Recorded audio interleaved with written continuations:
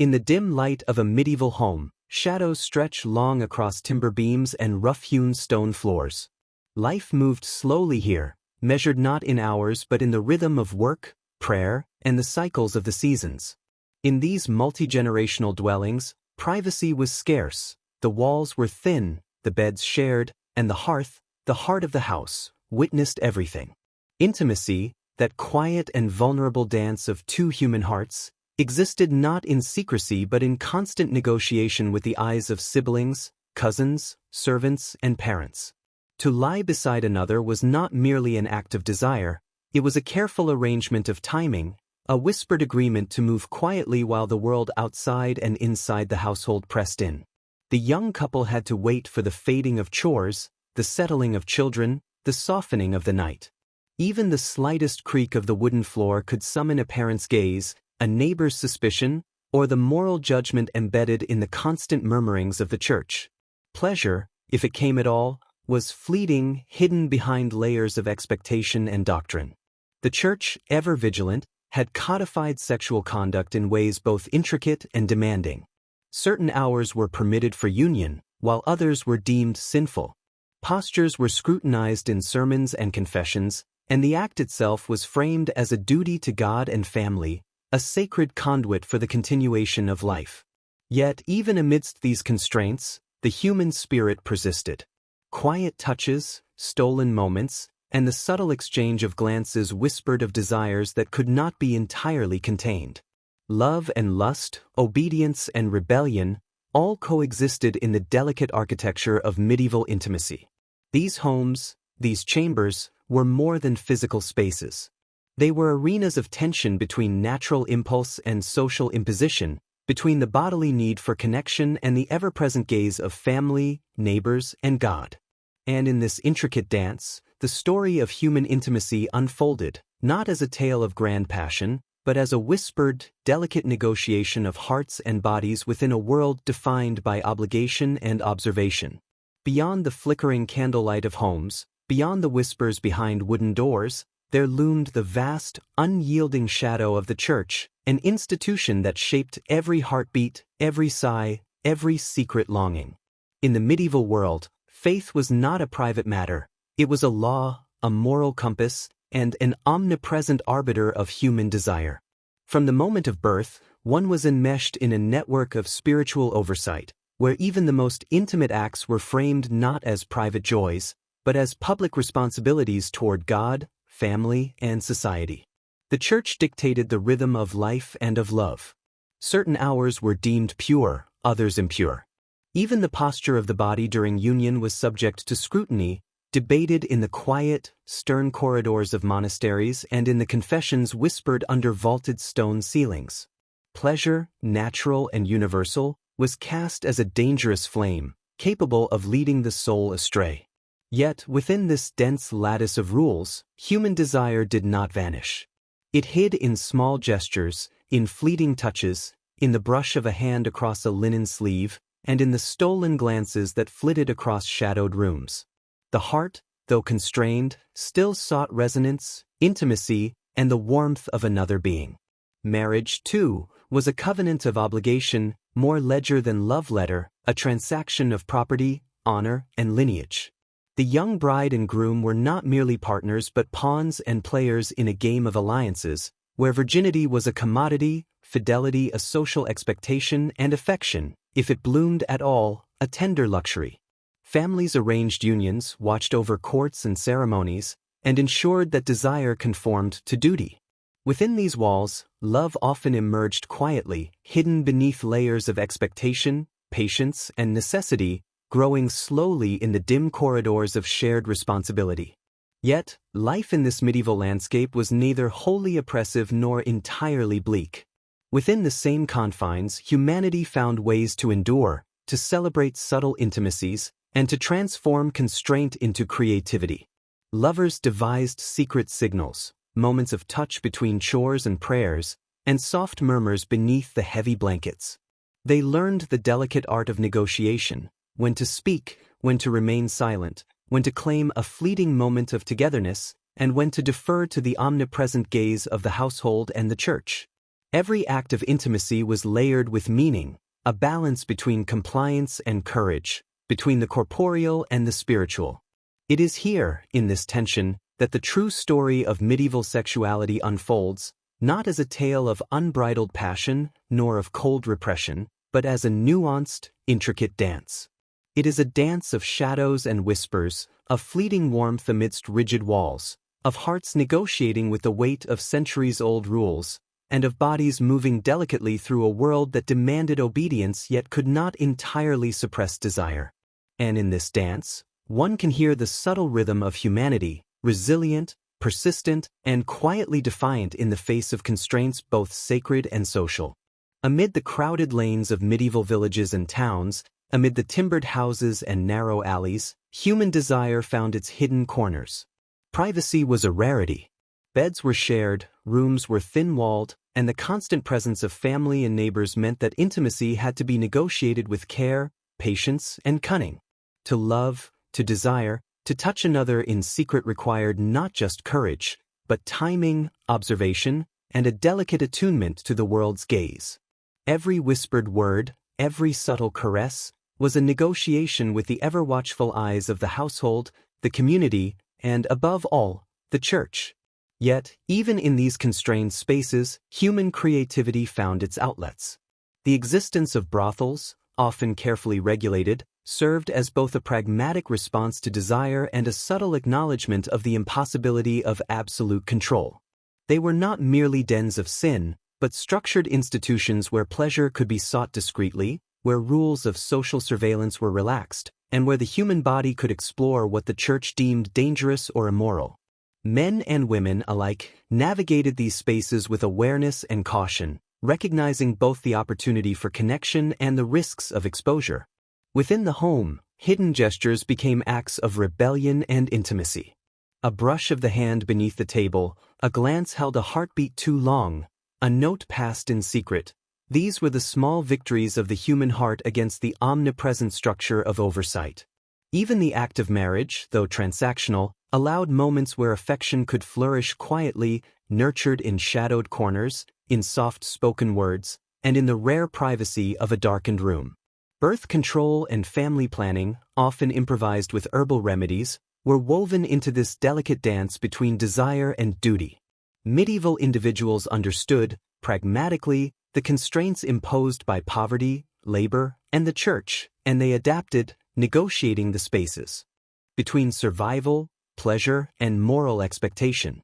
The notion of pure, romantic love was largely absent in the earliest stages of union, yet small, tender intimacies persisted, sometimes hidden in plain sight, sometimes whispered only to the night.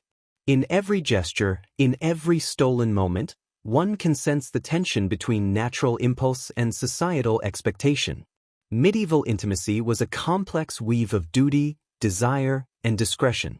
It was a life lived in careful observation, yet it was profoundly human. Even under the unyielding gaze of the church and the rigid norms of the household, the heart found ways to reach, to connect, to remember that desire is as ancient as the human species itself. And in these hidden corners, in these whispered spaces, the resilience of intimacy endured, quietly, patiently, and persistently, a testament to the undying human need for connection, for warmth, for the tender touch that makes life bearable. In the medieval world, marriage was rarely a tale of hearts entwined in unguarded passion.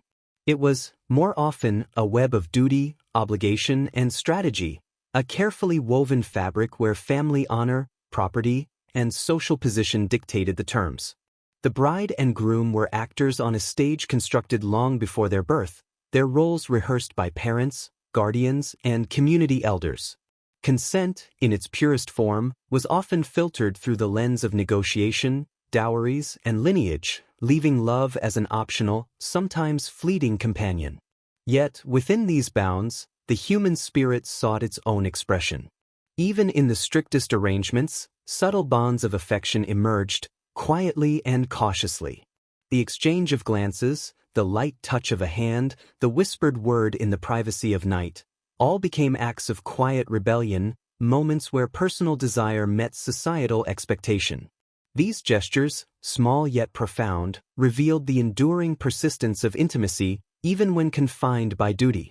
Virginity and fidelity were prized not only as moral imperatives but as symbols of family honor and social stability. The young woman's body was often treated as a vessel of lineage, her choices constrained by centuries of expectation. The young man, too, navigated a maze of expectations, balancing desire with the obligations imposed by status, wealth, and reputation. And yet, within this intricate dance, human affection found a way to emerge, not always dramatic, not always visible, but real, tender, and persistent. Courtship itself was a delicate negotiation. Meetings were supervised, letters were carefully worded, and every action bore the weight of potential scandal or praise. Love, where it grew, often did so quietly, nurtured in fleeting moments between chores, prayers, and communal obligations. It was a love that required patience, subtlety, and resilience, a love aware of the limits imposed by society, yet unwilling to be extinguished entirely. In understanding medieval marriage and intimacy, one must recognize this duality, the rigid structure imposed by family and church, and the quiet, persistent humanity that found ways to flourish within it. The story is not one of oppression alone, but of subtle victories, of tender connections forged in the shadow of obligation, and of hearts that learned to navigate the delicate balance between duty and desire. In these unions, in these carefully orchestrated bonds, medieval people discovered a rhythm to life, one that intertwined survival with connection, obligation with affection, and social expectation with the quiet, resilient pulse of the human heart. The walls of the home, the gaze of the church, and the expectations of family were ever present, yet intimacy endured, hidden, patient, and profoundly human, echoing across centuries as a testament to the resilience of love and desire even in the most constrained circumstances. Across the centuries, stories of iron belts and mechanical contraptions have haunted the imagination of those who look back upon medieval life. Chastity belts, symbols often conjured by later generations, have become shorthand for female repression, yet the historical reality is far subtler, far more intricate. Evidence suggests that such devices were largely absent in medieval Europe. Their prevalence is a later embellishment, a mirror reflecting the anxieties of Renaissance and Victorian minds more than the lived reality of the Middle Ages. Fidelity, rather than enforced by steel, was maintained through a complex interplay of social surveillance, communal expectation, and spiritual injunctions. Communities were tight-knit, and eyes were always watching. The neighbor who whispered, the servant who observed, the family who monitored, all participated, willingly or unknowingly, in the regulation of intimacy. In this environment, the human heart learned both caution and creativity. Desire did not vanish, it adapted. Lovers discovered hidden spaces, coded gestures, and moments of stolen privacy. Every touch, every word, carried layers of meaning, often heavier than in worlds where secrecy was a rare luxury. The Church continued its watchful role, reminding, instructing, and sometimes punishing. The confessional became a space where private longing collided with public morality, where the soul was weighed against the expectations of God and society. Sin and virtue were mapped onto the human body, onto impulses and gestures, and yet, even in the strictest observances, clandestine longing persisted, finding expression in whispers, in letters, in the small defiance of those moments when hearts reached for each other despite the weight of surveillance.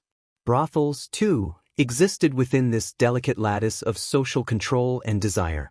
These spaces were paradoxical, simultaneously tolerated and censured, spaces of escape and scrutiny. Here, the human body could explore pleasure with a measure of freedom, yet even these institutions operated under rules, oversight, and the unyielding gaze of social expectation. They remind us that human desire, in any age, seeks outlets, and that intimacy and longing cannot be entirely confined by doctrine or law. In every shadowed room, in every quiet corner, one hears the persistence of humanity, the enduring pulse of longing that refuses to be extinguished. Medieval intimacy was not merely the repression of desire, it was its negotiation, its camouflage, its patient, sometimes secretive unfolding. And in this tension between constraint and yearning, one glimpses a truth that spans time. The heart will seek connection, the body will seek touch, and even in worlds dominated by rules and vigilance, human intimacy finds a way to survive, quietly, resiliently, and profoundly. Life in medieval Europe unfolded within walls that were thin, streets that were narrow, and communities that were ever watchful. Privacy was a fragile luxury. Beds were shared, rooms were crowded, and every gesture of affection existed under the weight of observation. In this landscape, intimacy was not spontaneous or unrestrained. It was deliberate, subtle, a negotiation of space, time, and social expectation. Lovers learned the delicate rhythm of waiting, for the house to quiet, for the children to settle, for chores and prayers to ebb. Every touch, every glance, was measured against the unspoken rules of the household, the village, and the church. Yet, within these constraints, human connection found its ways. The fleeting brush of hands beneath a table, a whispered word in passing, a stolen smile across a dimly lit room, these became acts of courage, tender affirmations of the enduring human spirit. Even in a world that prized obedience over desire, affection persisted, quiet and persistent, growing in the spaces left between duty and expectation. The practicalities of daily life shaped intimacy as much as doctrine did. Couples had to consider timing, the proximity of neighbors, the rhythm of communal living. The church's moral prescriptions and societal norms dictated when and how intimacy could occur, yet human ingenuity found ways to honor both heart and duty. Herbal remedies, subtle signals, and the careful use of space all became part of the complex choreography of medieval desire. Marriage, domestic life, and courtship were arenas of negotiation, where personal longing intertwined with obligation. Love, if it emerged, often did so cautiously, nurtured in shadowed corners, carried in notes or whispered words, surviving the weight of expectation. The social world imposed limits, but it also created moments of tenderness, brief intervals where human intimacy could breathe, even if only for an instant.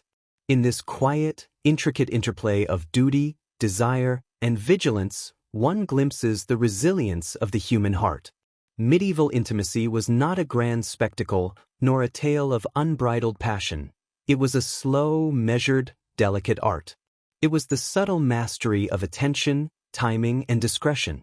And in the small, hidden victories of affection, whispered touches, and shared moments, the medieval world reveals something profoundly human. The persistent, enduring need for connection, for closeness, for the quiet affirmation that even in a constrained world, hearts still reach for each other. In the quiet corners of medieval homes, behind heavy wooden doors and beneath the ever-watchful eyes of family, neighbors, and priests, pleasure took on a hidden, almost sacred quality. It was not the candlelit romance of later imaginings, nor the spontaneous indulgence of modern fantasy. It was careful, deliberate, a secret art that demanded patience, timing, and a keen awareness of the world beyond the bed. Desire was a language whispered in glances, in touches that lingered just beyond observation, in the silent acknowledgement of another's presence. The Church, ever vigilant, reminded the faithful that sexual activity was to serve duty first, procreation above all. Pleasure, natural and unavoidable, was suspect, framed as a temptation to be resisted, a flame that could consume the soul if left unchecked. Yet, even within this moral lattice, human ingenuity and resilience found ways to preserve the essence of intimacy. Moments of quiet joy were carved from the mundane. A hurried touch beneath a shared blanket, a softly murmured word in the middle of the night, a fleeting smile exchanged in secret corridors. These acts, small and seemingly inconsequential, became profound affirmations of connection, proof that the human heart will always seek warmth, even in constraint. Brothels existed as paradoxical spaces, both condemned and tolerated, both feared and sought after. Here, the rules loosened if only slightly. Desire was allowed a measured freedom, a brief escape from the omnipresent scrutiny of family and church. Yet, even in these institutions, social hierarchies, moral expectations, and vigilance persisted. The act of seeking pleasure was never without consequence, yet it endured, a testament to the resilience of human longing. Even in marriage, where duty often overshadowed desire, small moments of joy and tenderness survived. Love, when it blossomed, was a quiet, private affair, nurtured in secrecy and restraint. In whispered exchanges, gentle caresses, and careful negotiation, the human heart discovered freedom within constraint. Intimacy, in its most profound form, became an art of patience, subtlety, and discretion, a delicate balance between societal expectation and personal yearning. And so, in the shadows of medieval life, pleasure persisted, not as a right, but as a negotiated, secretive gift, not as a spectacle, but as a quiet, enduring truth. It thrived in the small gestures, in the brief moments of unobserved connection, in the resilience of desire that could not be entirely subdued. The medieval world, for all its rigidity, offers a lesson across centuries, that intimacy, in all its forms, survives, adapts, and endures, quietly asserting the timeless truth that hearts will always reach for each other, even when bound by walls, rules, and expectations. In the villages and courts of medieval Europe, courtship was a ritual as delicate and structured as the turning of the seasons. It was not a spontaneous declaration of love, nor an act of impulsive longing. It was a careful dance, choreographed by family, society, and the ever-present weight of religious doctrine. Every meeting, every gesture, every word carried the weight of expectation. Lovers learned early that desire must be tempered by patience, and that affection, if expressed too openly, could bring scandal, reprisal, or sorrow. Families acted as both guides and guardians, overseeing interactions and arranging meetings that would serve the interests of property, lineage, and social standing. The young woman, her virtue and honor closely guarded, moved through this world with caution and subtlety. The young man, aware of the stakes, measured his intentions against the lattice of expectation that surrounded him. Together, they navigated a terrain where the heart's impulse was always tempered by the gaze of others, and where intimacy required the patience of a craftsman shaping delicate work. Even in the strictest frameworks, moments of tenderness emerged, hidden in shadowed corridors or under the soft cover of night. A hand brushed lightly across another's, a quiet smile shared in passing, a carefully folded note passed under watchful eyes. These became acts of courage, symbols of connection, and whispers of desire that survived despite the rigid structures surrounding them. The medieval heart, though constrained, found ways to honor longing, to cultivate intimacy, and to preserve the human need for closeness. The interplay of duty and desire was a delicate balance. Social norms dictated what could be said, what could be touched, and what could be imagined. Yet within these boundaries, the human spirit proved resilient. Affection blossomed quietly, often invisible to the world, nurtured in subtle gestures, stolen moments, and the patient unfolding of intimacy over time. Courtship was not merely a formality, it was a training ground for subtlety, discretion, and the art of navigating a world where every act of closeness carried both risk and reward. In understanding medieval intimacy, one must see it not as absence but as transformation. Desire did not disappear in the face of constraint. It evolved, adapting to the social, spiritual, and practical realities of life. It became secretive, nuanced, and profoundly human, a testament to the heart's ability to find connection, tenderness, and even joy within the confines of obligation. And in this careful dance of courtship and constraint, the medieval world reveals its deepest truth, that love, desire, and intimacy are not extinguished by structure, they are refined, preserved, and quietly endured, echoing across time as evidence of the resilience and subtlety of the human heart.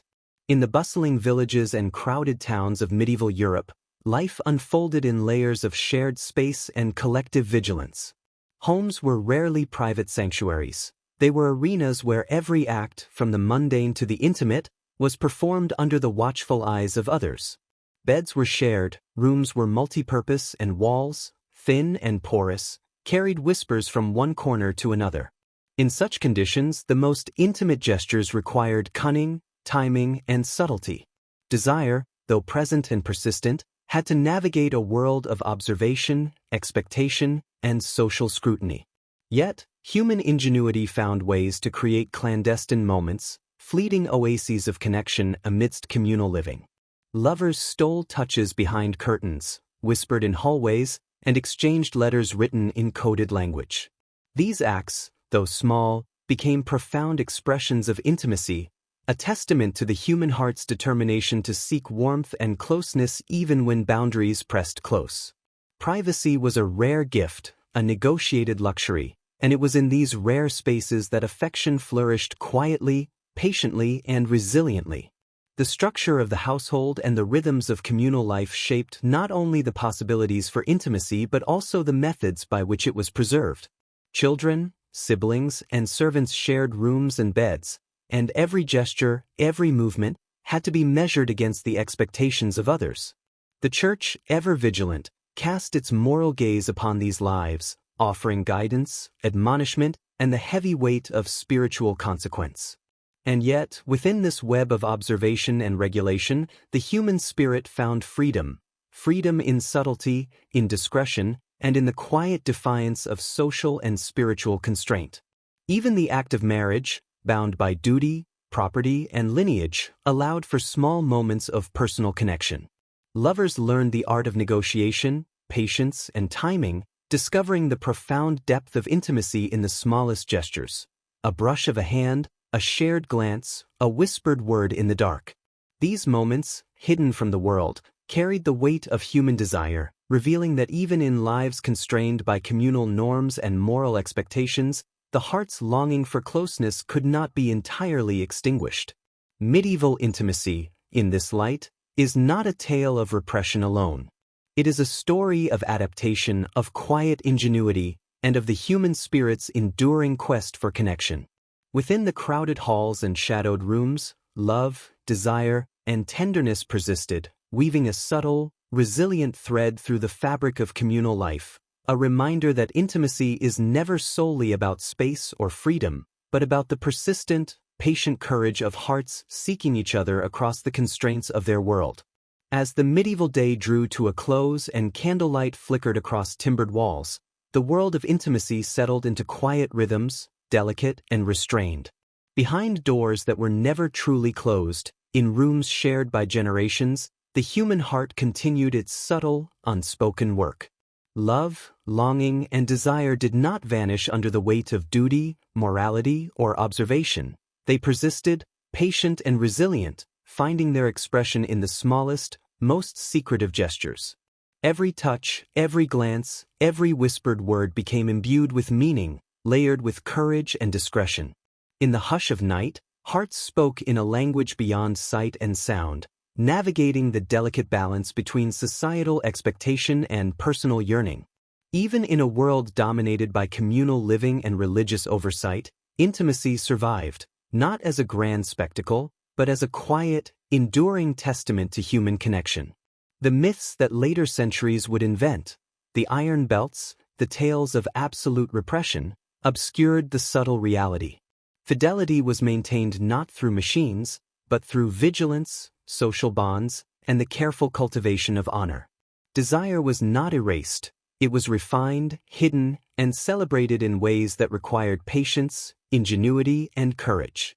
The medieval world, for all its strictures, nurtured a form of intimacy that was slow, deliberate, and profoundly human. In these moments, one glimpses the timeless truth that the heart will always seek connection, that love and desire endure even under constraint, and that intimacy is both resilient and transformative. Medieval people, bound by duty and expectation, nevertheless found ways to reach across the barriers imposed upon them. Their gestures were subtle, their victories quiet, yet in them lies a profound testament to the human spirit, a spirit that, across centuries, continues to remind us that connection, affection, and desire are never wholly denied, never fully suppressed, and always, patiently, persist. In the stillness of medieval nights, in the shared spaces and shadowed corners, intimacy endured. It endured in the quiet bravery of stolen moments, in the patient cultivation of love, and in the persistent, unyielding pulse of the human heart. And so, from the crowded homes of the past, a lesson echoes through time. that even in worlds defined by duty, oversight, and constraint, human connection remains enduring, subtle, and profoundly alive. As the medieval world recedes into shadowed memory and the quiet struggles of hearts and homes fade into the whispers of history, a new realm of thought emerges on the sunlit streets of ancient Athens. Here, human concern shifts from the clandestine workings of desire to the disciplined inquiry of the mind, from the fleeting joys of intimacy to the enduring pursuit of virtue and reason. In this world, one man, Zeno of Citium, steps onto a colonnaded street, his gaze both sorrowful and resolute, and begins a journey that will transform the understanding of life itself. Zeno's path began with tragedy, a shipwreck of fortune, a rupture of hope, a confrontation with the fragility of human circumstance.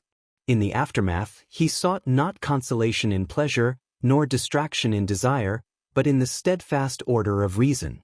He wandered the Stoa Poikile, the painted porch from which his philosophy would take its name, teaching that the universe is governed by logos, a rational, divine order to which every life is bound. Here, he proclaimed that virtue alone is good, that external events, beyond our control, should not disturb the calm of the inner mind, and that true freedom resides not in the avoidance of hardship, but in mastery over one's own reactions. Zeno's teachings resonated with those seeking clarity amidst the chaos of human life. His disciples, including Cleanthes and Chrysippus, refined his doctrines, elaborating a system that intertwined logic, ethics, and the practical guidance of daily living.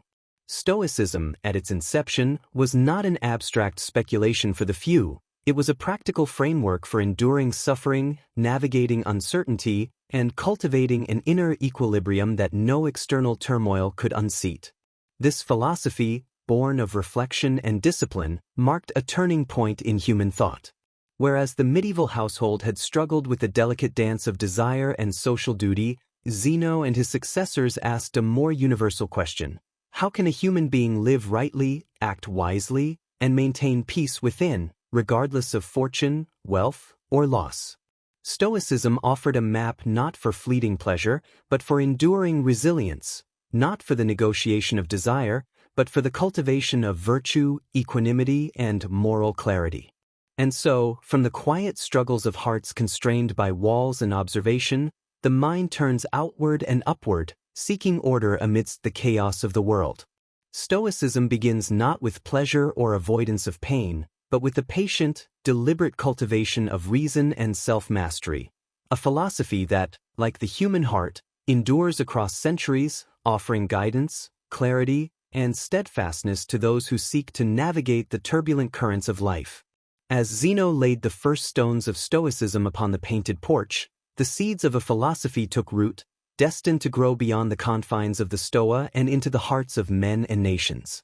His disciple Cleanthes, a figure of quiet diligence and unwavering commitment, carried the torch forward. Known for his endurance and discipline, Cleanthes transformed Zeno's initial insights into a living practice, embodying the principles of virtue, moderation, and devotion to reason. He reminded his followers that the mind, like the body, requires daily exercise, that virtue must be cultivated with patience, and that wisdom is not a fleeting revelation but a lifelong pursuit. Chrysippus, succeeding Cleanthes, became the architect of Stoicism's rigor. With tireless clarity, he systematized the doctrines, weaving together logic, ethics, and physics into an intricate framework that could withstand scrutiny, debate, and the trials of daily life. He sought to demonstrate that human beings, bound by the rational order of the cosmos, could attain serenity not by avoiding misfortune, but by understanding the nature of the universe and aligning their will with its course. Chrysippus taught that passions arise from judgment, and that by correcting the mind's misperceptions, one could achieve freedom from the turbulent waves of desire, fear, and anger. In these early centuries, Stoicism was both a practical guide and a disciplined art. It was a philosophy of living deliberately, where every thought, every action, was measured against the principles of virtue and the harmony of nature. Its wisdom was not for idle contemplation alone. It demanded engagement with the world, but from a place of inner calm, moral clarity, and steadfast reason.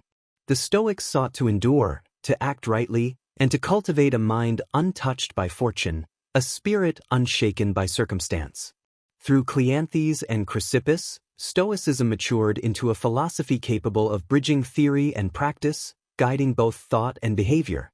The seeds sown by Zeno grew into a towering tree whose branches would extend far beyond Athens, eventually shaping Roman thinkers, political leaders, and ordinary citizens seeking guidance amidst the unpredictability of life.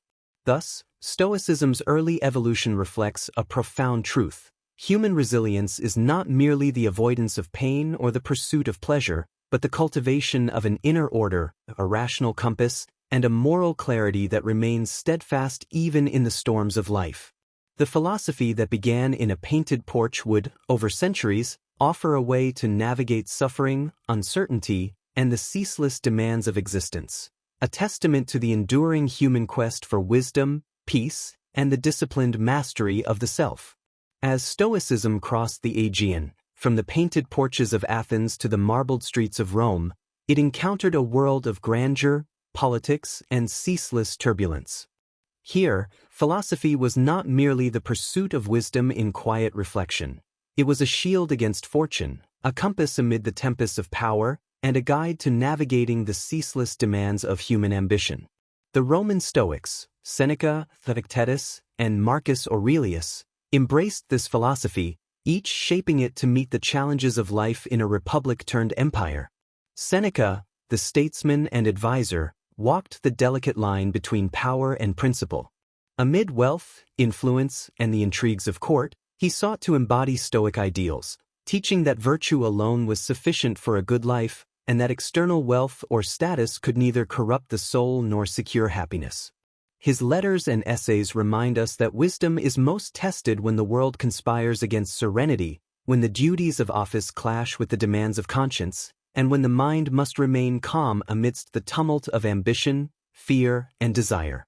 Epictetus, born a slave yet a master of thought, demonstrated that Stoicism transcends circumstance. Chained by physical bondage, he discovered freedom in the discipline of the mind, teaching that true liberty lies not in external conditions, but in the mastery of one's judgments, desires, and aversions. His lessons, simple yet profound, illuminate the path of inner resilience, the way a human being can remain steadfast even when the body is constrained, and how reason can serve as an unassailable refuge against life's inevitable hardships.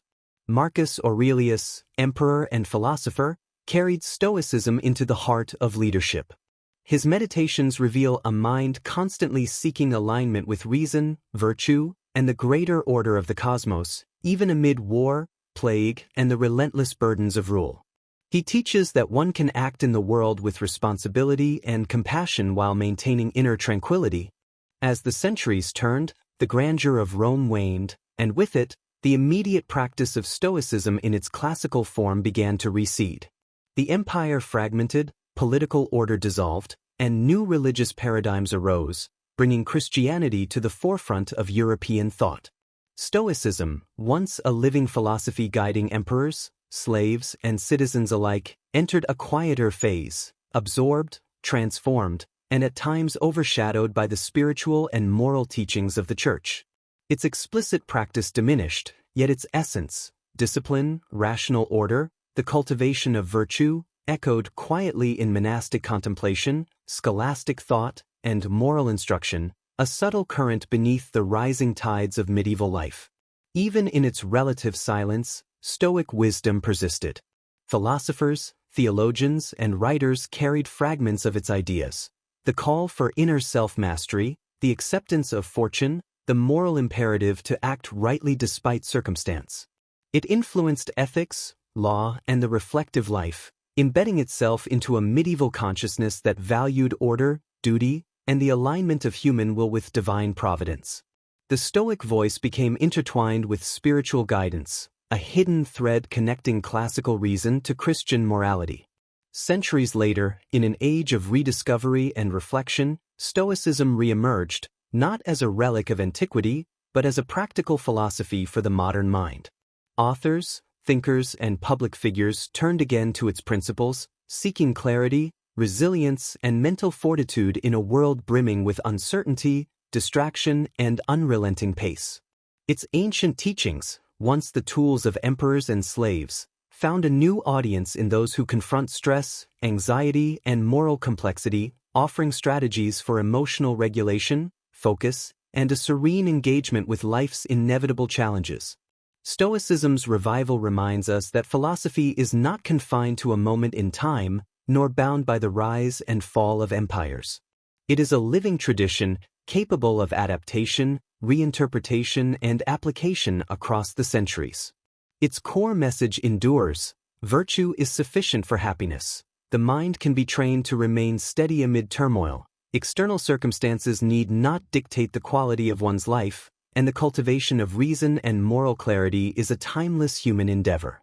From the painted porch of Athens, through the marbled halls of Rome, into the contemplative silence of medieval monasteries, and now into the quiet reflection of the modern era, Stoicism travels, persistent and resilient. It offers a bridge across time, a guide for navigating suffering, uncertainty, and desire with equanimity, wisdom, and courage. And in its enduring presence, one hears a truth that transcends centuries. The human spirit, disciplined and thoughtful, can remain steadfast, serene, and profoundly alive, no matter the turbulence of the world around it. In the crowded homes of medieval villages, intimacy was a quiet rebellion against proximity and vigilance. Rooms were shared, beds were thin and communal, and walls carried whispers from one side to another. In such spaces, lovers learned the subtle language of glances and gestures, the secret codes of touch, timing, and restraint. Every embrace was measured, every sigh, every touch, a negotiation with the watchful eyes of family, children, and servants. Desire was not eradicated, it was refined into moments of patience, ingenuity, and courage.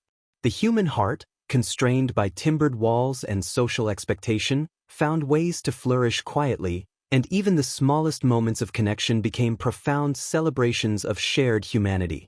Marriage in the medieval world was rarely a union born of passion. It was a negotiation of family honor, property, and social alliance. Yet within these arranged bonds, human desire and affection found room to grow, often quietly, in the shadowed hours of the night.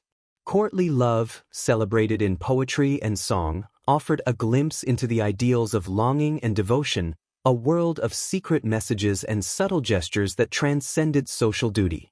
Even within the strictures of transactional unions, the human spirit sought warmth, tenderness, and the quiet intimacy of shared glances and whispered confidences. The Church, ever present, cast a moral shadow over the private lives of medieval men and women. Confessions, sermons, and doctrines delineated the boundaries of acceptable intimacy, prescribing times, positions, and motives for sexual acts. Pleasure was often condemned, while procreation was elevated as the divine purpose of union. Yet, in the tension between human desire and ecclesiastical authority, creativity emerged. Secret rituals, coded communication, and careful observation allowed couples to navigate moral expectation while satisfying the imperatives of the heart. Intimacy became an art of negotiation, patience, and discreet courage, a testament to resilience under scrutiny. Despite moral strictures, desire found other avenues. Brothels, often located discreetly along city streets, served as spaces where social norms bent, and pleasure was commodified, regulated, and tolerated. They reveal the pragmatic side of medieval society, a recognition that human desire could not be entirely suppressed, and that social and economic structures could accommodate it. Patrons and workers navigated complex networks of obligation, secrecy, and protection, and the very existence of such spaces illustrates the nuanced and often contradictory reality of medieval sexuality, a world where duty and desire coexisted, sometimes in uneasy compromise. Though modern notions of birth control were absent, medieval people developed practical methods to influence fertility. Herbs, pessaries, and ritual protections were employed by women and midwives to regulate conception, reflecting both empirical observation and cultural beliefs. Knowledge of reproduction was often coded in secrecy, transmitted carefully among women, and informed by necessity, fear, and the desire to control one's body within the constraints of social expectation. These practices reveal the persistence of human agency even within worlds constrained by observation, doctrine, and survival imperatives. The chastity belt, often imagined as a medieval instrument of oppression, is largely a myth of later centuries. In reality, fidelity was enforced through social surveillance, communal pressure, and religious instruction rather than mechanical devices. Women's lives were regulated, certainly, but not by iron locks, rather, by watchful communities, moral expectation, and legal and spiritual consequences. Myths of harsh repression obscure the subtle, resilient, and often ingenious ways in which human intimacy was negotiated, preserved, and expressed amidst constraint. Even in the midst of communal houses, where every floorboard creaked beneath the weight of generations, where the walls bore witness to every whispered conversation, every secret longing, the human heart remained persistent, resilient, and quietly courageous.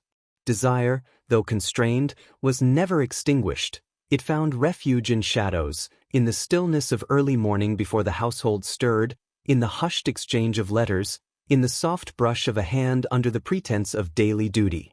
Lovers discovered that intimacy was not always measured in grand gestures but in patience, ingenuity, and the silent negotiation of proximity. A glance, a touch, a shared breath became a universe of meaning, dense with the courage required to preserve love and longing under watchful eyes. In this world, privacy was a scarce and precious commodity. The medieval couple had to negotiate each moment, each movement, with meticulous care.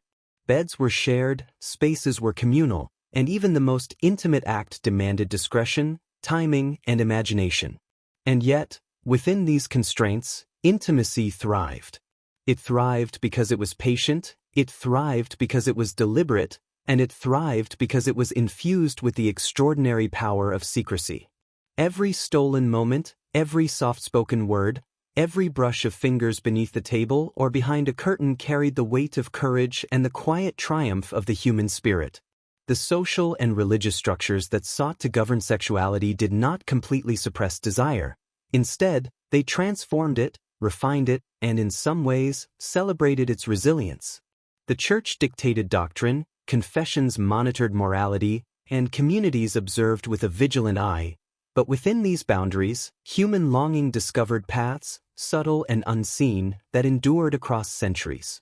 Women and men alike exercised ingenuity, creativity, and courage, weaving desire into the fabric of daily life, finding ways to assert agency even when constrained by family, law, and faith. And so, the medieval world, often imagined as rigid, austere, and repressive, was also a world of quiet persistence. It was a world where love and longing were expressed in whispers, glances, and small gestures, each imbued with courage and significance. It reminds us that intimacy is not solely the province of freedom or grand privacy. It can exist even amidst oversight, limitation, and expectation.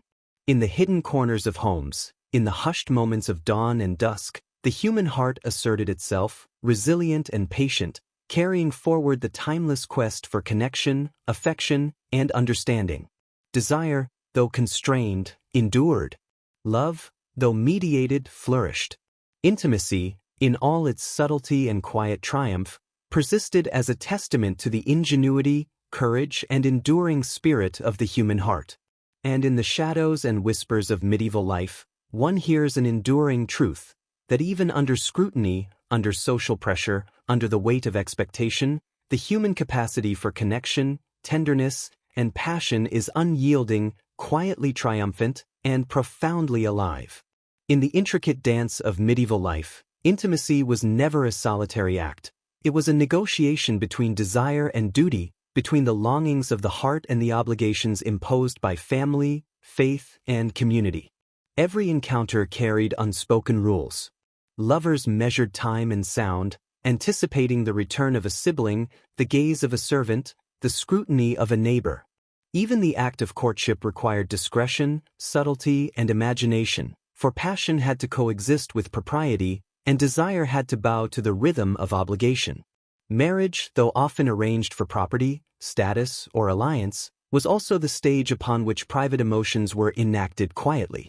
Within its walls, affection could flourish in stolen glances, whispered words, and moments of laughter that lit the dim corners of household chambers. Young couples discovered the power of touch, the importance of patience, and the significance of shared silence. Every tender act became a testament to human ingenuity. To love, even when the world prescribes restraint, is to practice courage. The Church, omnipresent and insistent, cast a moral shadow over these private lives. Confessions, sermons, and strictures sought to regulate not only conduct but thought, defining virtue as restraint and framing desire as perilous unless guided by reason and divine purpose. Yet, within these constraints, people found ways to claim small victories of intimacy, moments of connection that the walls could not contain, that the sermons could not extinguish. The tension between longing and moral duty became fertile ground for subtlety, innovation, and the quiet cultivation of emotional intelligence, as men and women learned to navigate the delicate interplay of passion, discretion, and ethical consideration. Brothels, discreet alleys, and urban nooks offered another layer to this complex reality. Here, desire found structured expression, commodified yet constrained, sanctioned by pragmatic social acceptance. Patrons and practitioners engaged in a delicate negotiation of pleasure, safety, and secrecy, reflecting a society that recognized human needs even as it imposed moral frameworks. These spaces reveal the paradox of medieval sexuality. Desire was simultaneously constrained, observed, and yet ingeniously fulfilled. Even contraception and reproductive knowledge were navigated with care, secrecy, and determination. Herbs, poultices, and ritual practices offered women subtle means to assert agency over their bodies and futures. Knowledge passed quietly from mother to daughter, from midwife to apprentice, forming a hidden network of empowerment in a world that outwardly demanded submission. And so, medieval intimacy emerges not as a realm of oppression alone, nor as a romantic idyll, but as a nuanced landscape where ingenuity, patience, courage, and human longing intertwine. It is a world where the heart perseveres, where desire is refined into subtle acts of care and connection, and where the human spirit, ever adaptive, finds ways to flourish even under the weight of duty, observation, and expectation. In this delicate balance, one perceives the extraordinary resilience of love, the quiet persistence of desire, and the enduring capacity for tenderness in a world defined by constraint. In the shadowed corridors of medieval homes, in the hush of candlelit chambers, intimacy became an art of subtlety and discretion. Desire was a whispered language, a careful choreography of glances, gestures, and fleeting touches, each imbued with meaning beyond the scrutiny of watchful eyes. Lovers learned patience, learning to read one another not through words alone, but through the silent rhythms of shared space, the cadence of breathing, and the quiet understanding that every act of closeness carried both risk and reward. Privacy, scarce and precious, shaped the contours of affection. In shared rooms where families slept together, and in halls where servants moved silently, every caress had to be measured, every kiss timed with meticulous care. Intimacy was no longer only physical, it was strategic, a negotiation with circumstance, a delicate balancing act between longing and prudence. Here, the human heart revealed its ingenuity, finding ways to flourish even under relentless observation, where secrecy became a shield and discretion a form of devotion. Even in public spaces, affection was codified, subtle, and socially mediated. Courting rituals, poetic exchanges, and carefully delivered tokens of esteem allowed desire to manifest safely, filtered through the lens of propriety. The medieval world demanded that passion be tempered with decorum, and in this tension, the imagination was set free. Words and gestures became loaded with multiple layers of meaning, offering intimacy without exposure, connection without scandal, and fulfillment without transgression. Yet, desire could not be fully contained. Behind the facades of moral instruction and social expectation, human longing persisted, resilient and adaptive. Brothels, secret meetings, and carefully guarded confidences allowed individuals to navigate the intricate maze of morality, necessity, and personal satisfaction. Every act of hidden affection, every small triumph of intimacy, became a testament to the enduring power of human connection, the quiet courage required to love in constraint, and the subtle artistry of expressing longing in a world that sought to regulate every touch. In this delicate interplay between concealment and expression, the medieval heart thrived. Love, desire, and intimacy were transformed from mere impulses into acts of creativity, patience, and ingenuity. They became lessons in resilience, in understanding, and in the enduring human capacity to find connection, tenderness, and passion even when circumstance imposes restraint. And within these whispered, shadowed moments, one glimpses a timeless truth, that love, when practiced with care, imagination, and courage, is not diminished by constraint. It is made extraordinary, enduring, and profoundly human. In medieval Europe, intimacy existed within a landscape defined by both longing and obligation, a tightrope stretched between personal desire and social expectation. Every gesture of affection, every tender glance, was weighed against the omnipresent moral frameworks enforced by the church, the family, and the community. Pleasure was rarely celebrated openly. It was constrained, moderated, and constantly under scrutiny. Yet the human heart, resilient and inventive, found ways to inhabit this narrow space, transforming even the simplest act of closeness into a subtle victory of love and desire. Marriage, while often arranged for strategic advantage, became the stage upon which private emotion could secretly unfold. Within the walls of these alliances, couples discovered small sanctuaries of intimacy, a shared look over the breakfast table, a whispered conversation at dusk, the gentle touch of hands as a silent reassurance. Even when bound by duty, the human spirit found avenues for connection, asserting agency in the smallest of gestures, and creating a hidden world of emotional sustenance beneath the rigid structures of social expectation. The Church's teachings dictated not only the morality of sexual activity but also the rhythms and boundaries of desire. Certain times were deemed appropriate, others forbidden. Specific acts were sanctioned, while pleasure for its own sake was condemned. Yet, within these restrictions, people learned subtlety and ingenuity. Lovers developed a language of discretion, communicating desire and affection through code, ritual, and silent understanding. What was forbidden in doctrine became an art in practice, a testament to the resilience and creativity of human longing. Even in the wider society, avenues existed for desire to express itself, though always mediated by necessity and prudence. Brothels, secret rendezvous, and coded poetic messages provided regulated outlets for passion, reflecting a pragmatic acknowledgement of human need alongside moral aspiration. Meanwhile, women's knowledge of reproductive control, shared quietly across generations, became another form of agency, a method of navigating life, survival, and social expectation with intelligence and foresight. Thus, medieval intimacy was neither simple nor singular. It was a landscape of negotiation, of patience, of courage, and of ingenuity. Desire flourished not despite constraint, but often because of it, shaped into acts of care, subtlety, and creativity. The hearts of medieval men and women navigated a moral tightrope with skill and courage, finding moments of connection that were profound in their restraint, extraordinary in their subtlety, and enduring in their quiet triumph. In this delicate balance, one sees not repression alone, but the persistence, ingenuity, and enduring resilience of human love and longing. In the shadowed halls of medieval homes, where the flicker of candlelight barely reached the corners, the human heart endured, persistent and inventive. Life was a tapestry of obligation and surveillance. Beds were shared, rooms were communal, and walls carried the quiet echoes of daily existence.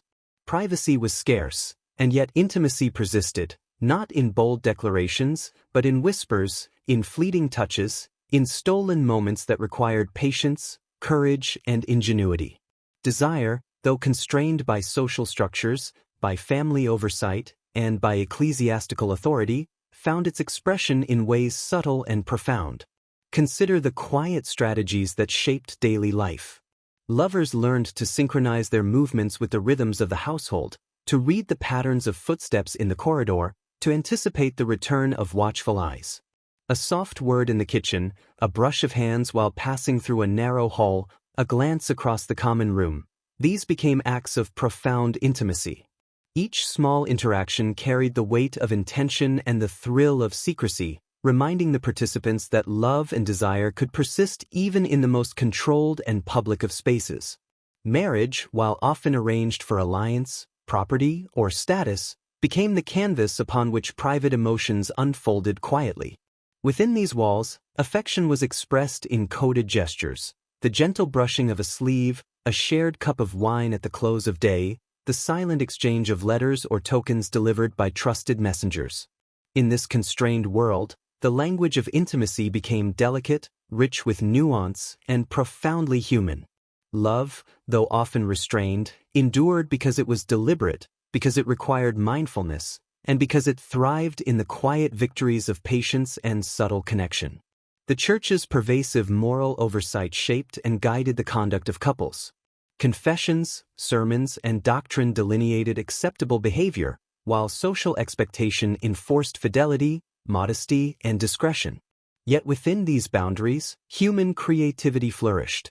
Couples and communities learned to navigate the fine line between desire and duty, to express longing through ritual, poetry, and symbolism. Passion became an art, refined by necessity, imagination, and courage. It existed not as a reckless indulgence, but as a disciplined, careful, and deeply human expression of connection. Even in public life, desire manifested in structured, socially negotiated ways. Brothels operated with tacit acknowledgement, providing a pragmatic outlet for sexual expression while remaining bounded by law, custom, and moral oversight. Women, through discreet knowledge of herbs, poultices, and protective rituals, exercised subtle forms of agency over reproduction and bodily autonomy, passing this wisdom from one generation to the next. These acts of quiet resistance and self-determination illustrate the ingenuity of human beings striving to preserve control, affection, and intimacy within worlds that sought to regulate them. Thus, medieval intimacy is revealed not as oppression alone, nor as idyllic romance, but as a complex, nuanced, and deeply human tapestry. It is the triumph of patience over restriction, of creativity over surveillance, of courage over fear. It is a testament to the resilience of the heart, the subtle power of human connection, and the enduring persistence of desire across centuries. In the shadows, in whispers, in the delicate spaces between duty and longing, love flourished. It persisted. It triumphed quietly, invisibly, yet profoundly, an eternal reminder that the human heart, even when constrained, is capable of extraordinary acts of tenderness, ingenuity, and courage. In the quiet corners of medieval villages and towns, behind timbered walls and heavy doors, life moved with a rhythm dictated by necessity, observation, and social expectation. The human heart, however, knew no boundaries, no walls, no law that could fully restrain it. Love, desire, and intimacy persisted, not in grand gestures or overt displays, but in whispers, in subtle glances, in the quiet negotiation of space and time that defined the daily lives of men and women alike. Within the same room where children slept, where servants moved silently, and where the eyes of neighbors or relatives might always be near, people discovered the extraordinary art of concealment, the patience of longing, and the delicate power of discretion. Every act of intimacy was an exercise in ingenuity. Couples measured the cadence of the household, observed the patterns of servants' movements, anticipated the turning of doors and the shift of attention. A soft touch on the hand beneath the table, a brush of a sleeve in passing, a lingering gaze across the firelight, all became moments rich with significance, laden with courage, and infused with the quiet triumph of human connection. Even the simplest gestures became extraordinary because they required both intention and restraint, both bravery and subtlety. In these moments, desire transformed into an art, a skill, a delicate dance that demanded attentiveness, creativity, and imagination. Marriage, often arranged as a matter of property, alliances, or family strategy, served as both obligation and sanctuary. Within these bonds, affection found secret expression, the shared smile at the end of a long day, a whispered word in the quiet of the evening, a private exchange that required trust, patience, and subtle courage. Even when bound by law and custom, human longing found channels of expression. The constraints imposed by society did not extinguish love. They refined it, shaping it into acts of deliberate tenderness, carefully measured gestures, and quiet acts of devotion that carried a weight far beyond their apparent simplicity.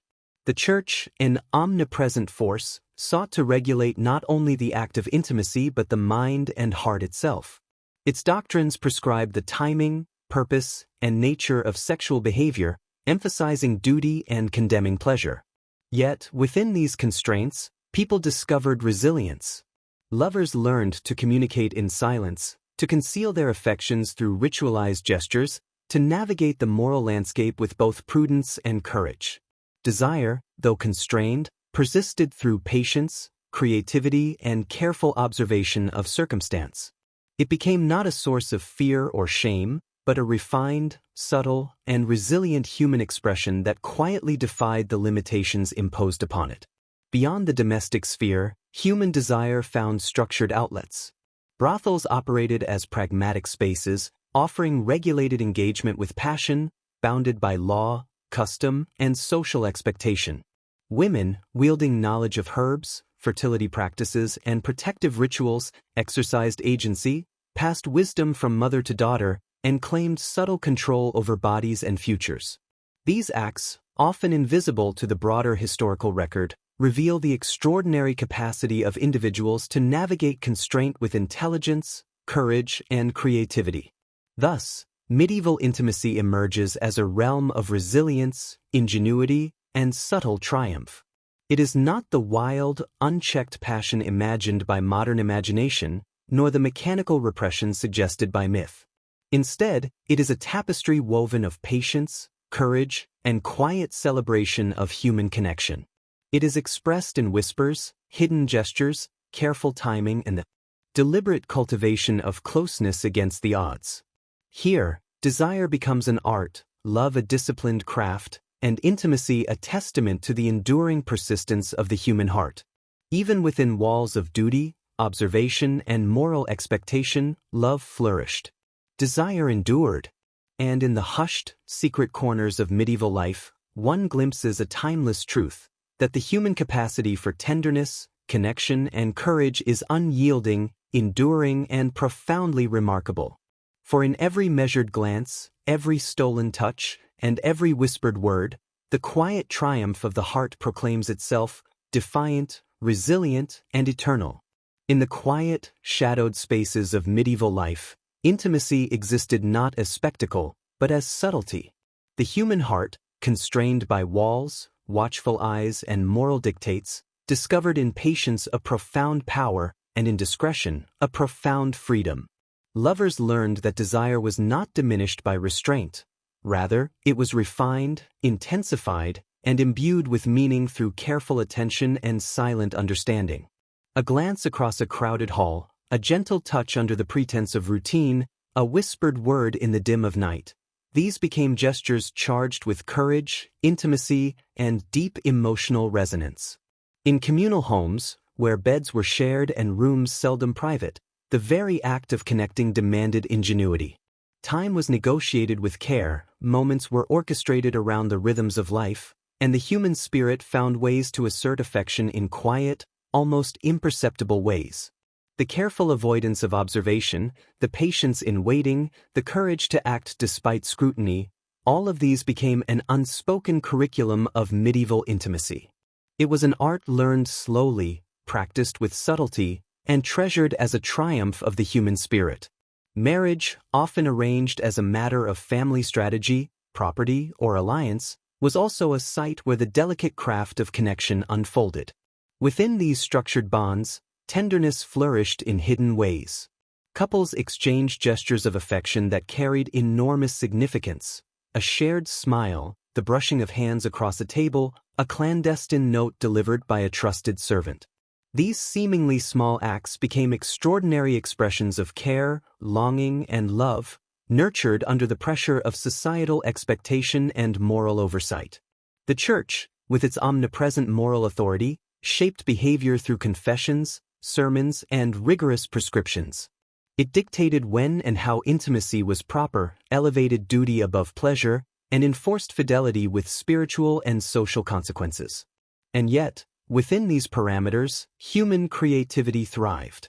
Lovers developed secret languages, rituals, and codes that allowed desire to be expressed safely, without shame, and with profound intentionality. Intimacy became not only an expression of affection but a practice of ingenuity, courage, and careful observation. Beyond domestic walls, society itself offered discreet channels for desire. Brothels, often overlooked or hidden in the fabric of towns and cities, provided spaces where sexual expression could exist within the bounds of law, commerce, and social acknowledgement. Women wielded knowledge of herbal remedies, reproductive control, and ritual protections, exercising subtle agency over their bodies, their choices, and their futures. This quiet, often invisible negotiation of life and desire underscores the enduring human capacity for adaptation, intelligence, and perseverance. Thus, medieval intimacy emerges as an extraordinary exercise in subtlety, patience, and resilience. It was not the license of freedom nor the tyranny of repression, but a balanced, careful, and profoundly human engagement with desire and connection. In the hushed, veiled moments of daily life, behind doors, under candlelight, and in whispered confidences, love flourished quietly, courageously, and brilliantly.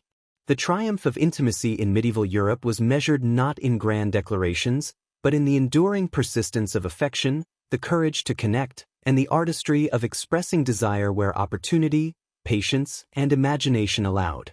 In the silence of these hidden moments, one realizes that the human heart is never truly constrained. Even under the weight of duty, surveillance, and moral expectation, love persists, quietly triumphant, endlessly creative, and eternally resilient. Desire, in all its subtlety, is a force that cannot be fully contained, and intimacy, when practiced with care and courage, becomes an enduring testament to the extraordinary capacity of the human spirit. In the dimly lit chambers of medieval homes, where candlelight trembled against the rough timber walls, human longing endured in silence.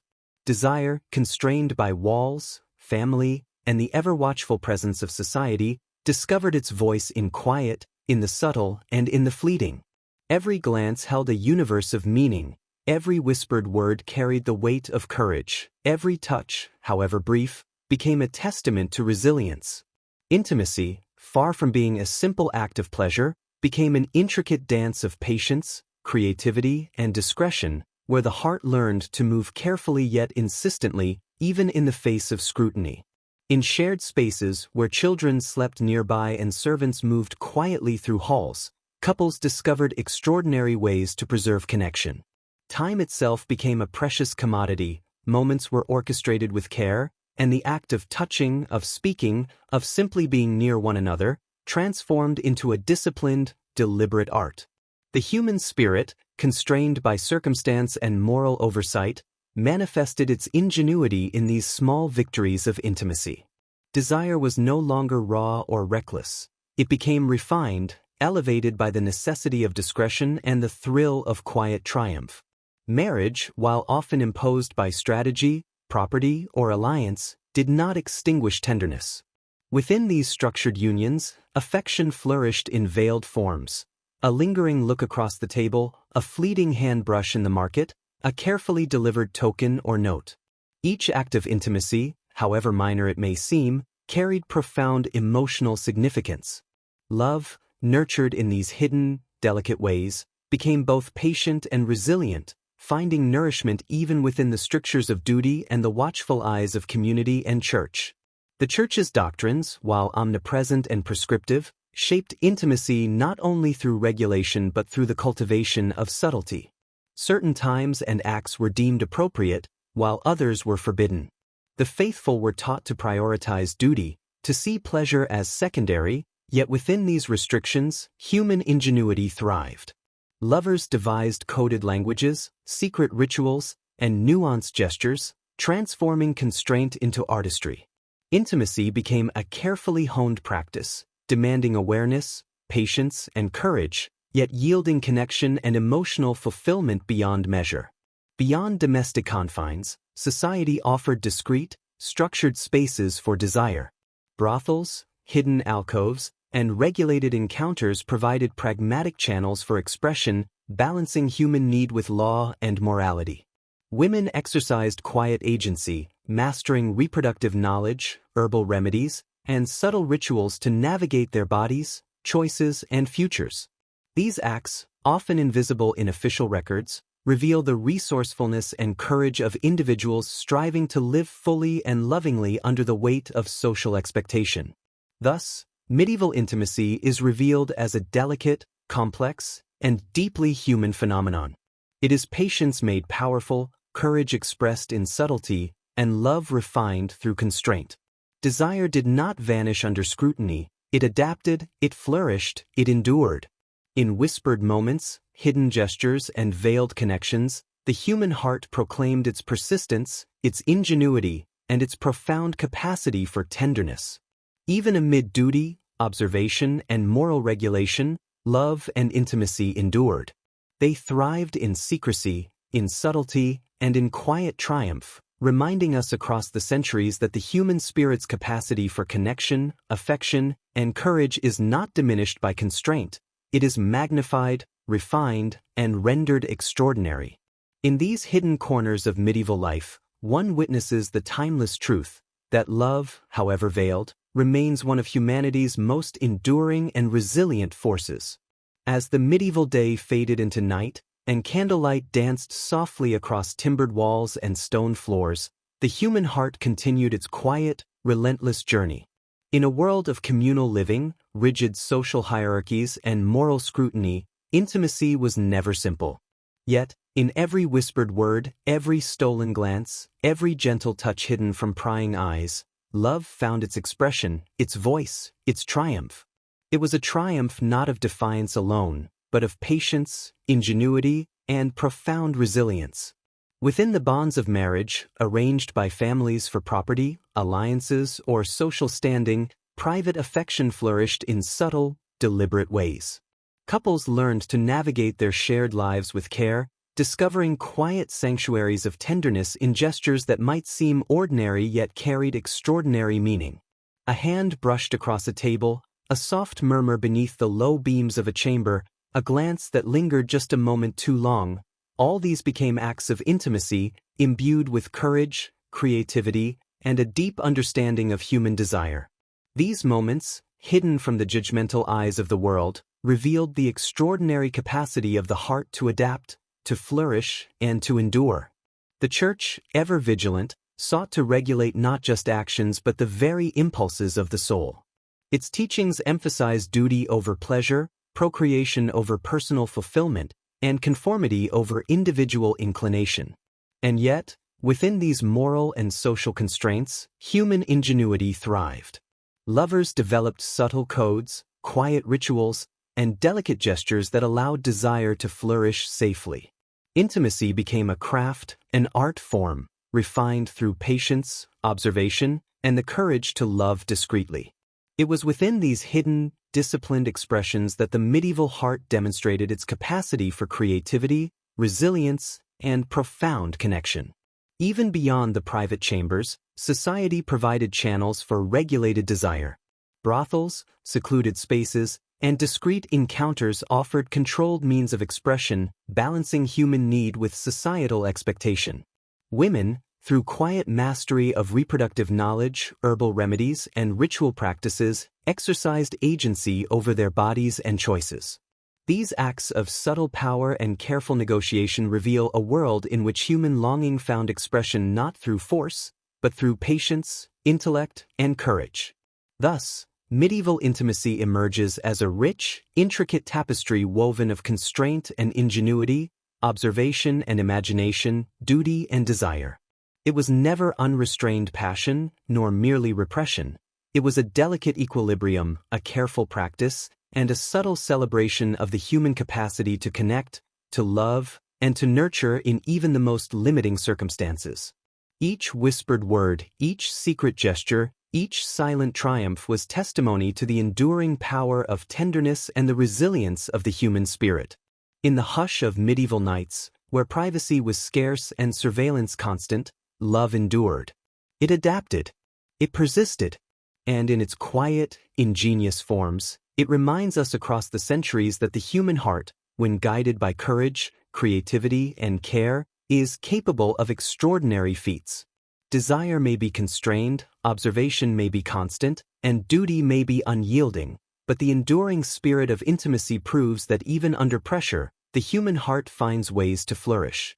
In these hidden corners, in these whispered connections, in these patient acts of devotion, love, longing, and tenderness quietly yet profoundly triumph, leaving a legacy of resilience that echoes across the ages.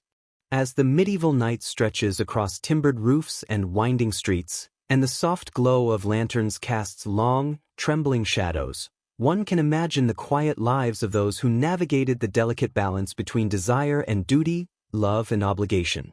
Across households, villages, and noble estates, human hearts persisted, adapting to the constraints of social expectation, moral oversight, and communal living. Intimacy was never loud, never ostentatious. It was a hidden, resilient force, nurtured in silence, in subtlety, in acts so small they might escape the notice of history, yet so profound they defined the very essence of human connection. Every glance shared in secrecy, every touch carefully timed and measured, every whispered word beneath the low beams of a chamber tells a story of courage and creativity. The medieval individual, constrained by circumstance, discovered a unique artistry of love, a form of expression that required patience, intelligence, and imagination. Here, love and desire became exercises in mindfulness, resilience, and ingenuity, proving that even under the strictest social and moral constraints, the human heart retains the capacity to flourish, to connect, and to triumph quietly. Marriage, often a transaction of property and alliances, became a stage for subtle victories of affection. Within these bounds, tenderness was expressed through nuanced gestures, silent communication, and shared understanding. A hand lightly resting upon another, a secret note, a fleeting touch, each a manifestation of the heart's endurance, each a testament to the extraordinary creativity of human desire under constraint. Love in medieval Europe was thus not diminished by limitation. It was refined, amplified, and made enduring by the very obstacles that surrounded it. The Church, omnipresent in moral guidance and oversight, sought to define, regulate, and supervise sexual behavior. Yet human ingenuity and resilience prevailed. Lovers devised secret codes, private rituals, and subtle signals that allowed intimacy to flourish in hidden spaces. Brothels, secluded meetings, and regulated social conventions offered further outlets for desire, acknowledging the persistent and inevitable nature of human longing. Women exercised agency through knowledge of herbs, reproductive practices, and ritual protections, navigating both their bodies and their social worlds with intelligence and foresight. In the interplay of restriction and expression, of duty and affection, medieval intimacy emerges as a profound reflection on the enduring power of the human heart. Desire, patience, courage, and subtlety converged to form a tapestry of connection that was never overt, yet deeply felt, never uncontrolled, yet profoundly human. Even in a world of surveillance, obligation, and moral prescription, the essence of intimacy endured. Love persisted, ingenuity triumphed, and the quiet victories of affection became an enduring testament to human resilience. And so, as the last candle burns low and the medieval streets settle into silence, one can sense the eternal continuity of human longing. Across centuries, the lessons of subtlety, patience, and courage remain with us. The medieval heart, constrained yet creative, cautious yet courageous, offers a timeless insight that intimacy, when practiced with care, discretion, and love, transcends circumstance. It persists, it endures, and it quietly triumphs, reminding us that across all ages, the human capacity for connection, tenderness, and affection remains both extraordinary and eternal. The legacy of medieval intimacy is not in scandal or myth, not in repression or mechanical control, but in the profound, patient, and ingenious ways humans have always found to love, to desire, and to connect, even under the most restrictive and challenging of circumstances. In the hidden corners, in whispered moments, in secret triumphs, the heart's quiet power endures, and through it, the story of love and human resilience continues, timeless and unbroken. As the medieval night fades into memory, and the world of whispered touches and quiet triumphs recedes into history, another journey begins, one of the mind, of philosophy, and of the enduring search for virtue and tranquility. In the bustling port city of Athens, on sun-warmed streets lined with columns and markets alive with chatter, a man named Zeno of Citium emerged after a personal calamity, carrying within him a vision that would reshape the understanding of life itself. Zeno, once a merchant, had lost everything to misfortune, a moment of profound despair that forced him to confront the fragility and unpredictability of human existence. It was from this crucible of suffering that Stoicism was born, a philosophy not concerned merely with abstract ideas, but with the practical cultivation of the soul, the disciplined guidance of the mind, and the pursuit of virtue as the ultimate good. In the shaded Stoa, a covered colonnade where citizens sought shelter and conversation, Zeno taught that the path to happiness was neither in the pursuit of pleasure nor in the avoidance of hardship, but in the harmonization of the self with the rational order of the universe, the logos, that governs all things. From these early lessons, Stoicism unfolded as a philosophy of resilience. It emphasized control over what is within one's power, the mind, the actions, the judgments, and acceptance of what lies beyond it, fortune, loss, and the whims of fate. Virtue became the sole good, external circumstances, indifferent. Pain, suffering, wealth, and poverty alike were opportunities for the soul to exercise wisdom, courage, justice, and temperance. Zeno's vision offered a guide not only for survival in a turbulent world, but for the cultivation of a life of clarity, purpose, and inner peace. The early Stoics, students of Zeno such as Cleanthes and Chrysippus, expanded this philosophy into a structured system of ethics, logic, and natural understanding. They provided tools for managing emotion, for discerning what is truly valuable, and for navigating the complexities of daily life with reason and integrity. In the crowded agora, amid the clatter of commerce and the debates of fellow philosophers, these teachings offered a steady anchor, a framework for living consciously, deliberately, and virtuously, even amidst the uncertainty and chaos of human experience. Stoicism, in its earliest form, was a philosophy of action as much as reflection. It invited its adherents to examine themselves, to cultivate mastery over impulses, and to embrace challenges not as threats, but as opportunities to exercise character. The world could not be controlled, but the self could be guided.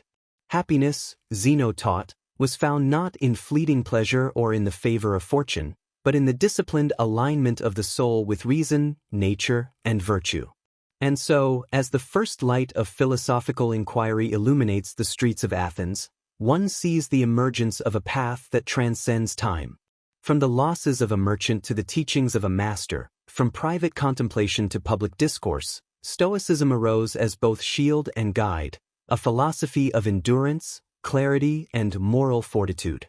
It is a tradition that would ripple across centuries, shaping the minds of Romans, the hearts of emperors, and eventually, the modern seeker of wisdom, resilience, and serenity.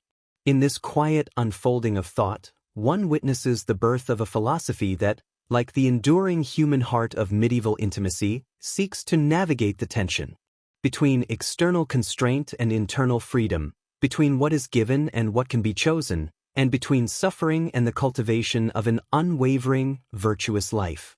Stoicism, in its first light, invites us to turn inward, to cultivate mastery over the self, and to discover a tranquility that endures beyond the vicissitudes of fate. As the teachings of Zeno of Citium spread through the sunlit colonnades of Athens, a new generation of philosophers arose, determined to structure, systematize, and expand the nascent philosophy of Stoicism. Among them were Cleanthes, the devoted student who carried the flame of his master's vision, and Chrysippus, the brilliant mind whose intellect would give Stoicism the rigor and depth that would endure for centuries. Together, They transformed a philosophy born of personal misfortune into a disciplined, coherent, and practical guide for life, one capable of sustaining the soul through the turbulence of existence. Cleanthes, once a water carrier, exemplified Stoicism not only through teaching but through the quiet strength of his own character. He embodied the principle that virtue is the highest good, that the soul, trained through discipline and reflection, can remain steadfast even amidst suffering. Cleanthes composed hymns to the rational order, the Logos, reminding disciples that life is intertwined with the vast network of cause and effect, and that acceptance of nature's design is not resignation but a profound engagement with reality itself. His life was a testament to the Stoic ideal: simplicity, perseverance, and devotion to wisdom. Chrysippus, succeeding Cleanthes, brought the power of logic, argumentation, and systematic thought to the philosophical school. He codified doctrines, clarified ethical principles, and developed a framework for understanding the natural world, human behavior, and moral responsibility. Chrysippus' genius was in demonstrating that Stoicism was not merely a set of lofty ideals but a practical methodology for navigating life. He showed that by training reason, mastering impulses, and discerning between what lies within one's control and what does not, the mind could achieve serenity amidst chaos. Together, Cleanthes and Chrysippus transformed Stoicism from an emergent school into a robust philosophical system, one that balanced theory with practice, logic with ethics, and reflection with action. They emphasized that human beings are part of a rational, ordered cosmos, that virtue aligns the individual with this cosmic harmony, and that suffering is an opportunity to exercise wisdom, courage, and self-mastery.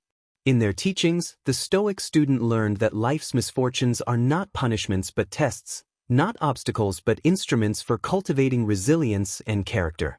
As Stoicism matured under their guidance, it became both universal and accessible. It offered tools for enduring grief, for navigating political uncertainty, for understanding human relationships, and for maintaining clarity in the face of fortune's whims. The discipline of the mind, the careful examination of one's own responses, and the cultivation of virtue became a path that transcended social class, wealth, and circumstance. In the crowded streets of Athens, in the quiet corners of the Stoa, and in the reflective solitude of private study, Stoicism flourished, preparing the ground for the philosophy's eventual passage into the hands of the Romans. And so, under the careful mentorship of Cleanthes and the systematic brilliance of Chrysippus, Stoicism evolved from Zeno's initial vision into a living, structured guide for human life. It became a philosophy of endurance and insight, offering clarity amidst disorder, freedom within constraint, and purpose in the face of uncertainty. Through their work, Stoicism gained both the rigor of reason and the intimacy of practical application, a philosophy capable of guiding the human spirit through the tumultuous currents of existence, much as it would centuries later guide emperors, thinkers, and seekers of inner peace. In this unfolding of thought, one witnesses the quiet triumph of reason over disorder, of discipline over impulse, and of philosophical insight over the fleeting distractions of circumstance. Stoicism, shaped by Cleanthes and Chrysippus, offers a model for life that is at once timeless and deeply human, a testament to the enduring capacity of the mind to cultivate serenity, virtue, and resilience across the ages. As the sun rises over the marble forums and bustling streets of Rome, Stoicism, born in the shaded colonnades of Athens, finds a new home. Here, amidst the grandeur of temples, the roar of the Colosseum, and the weight of empire, the philosophy of the mind and soul takes on a life shaped by politics, power, and human struggle.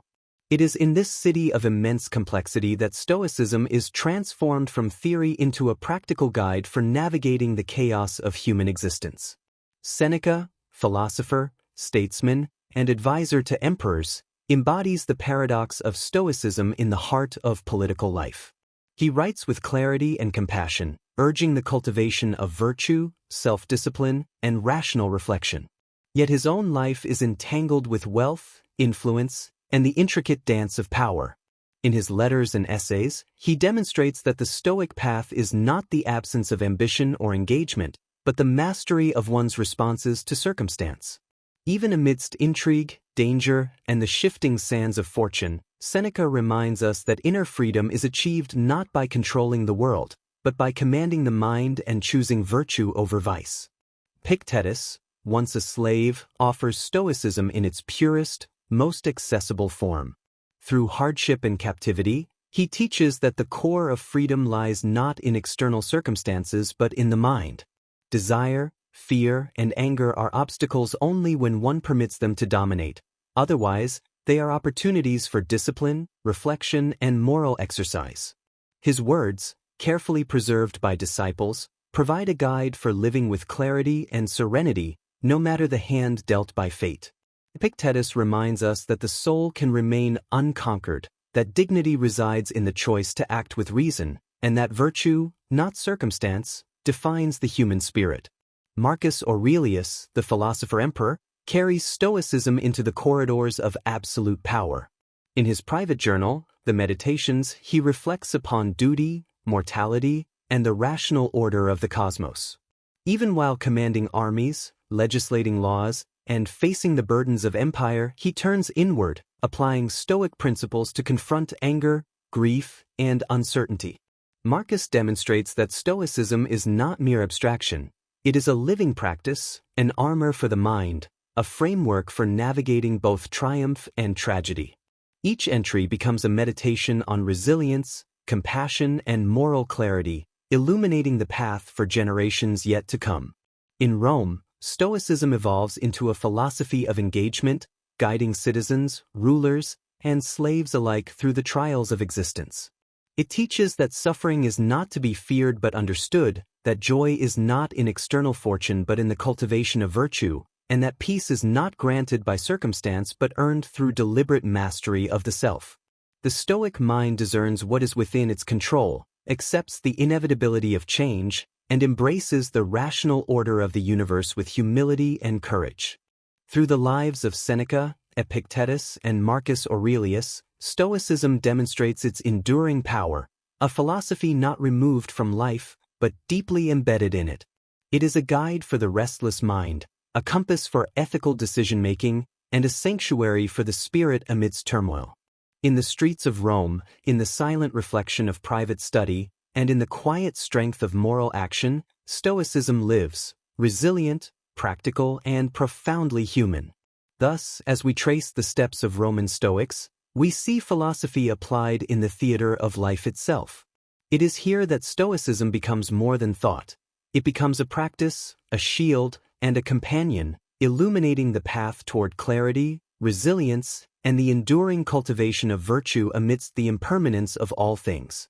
As the Roman Empire stretches across mountains, rivers, and vast plains, Stoicism, once vibrant in the minds of philosophers and emperors, begins to face the tides of history.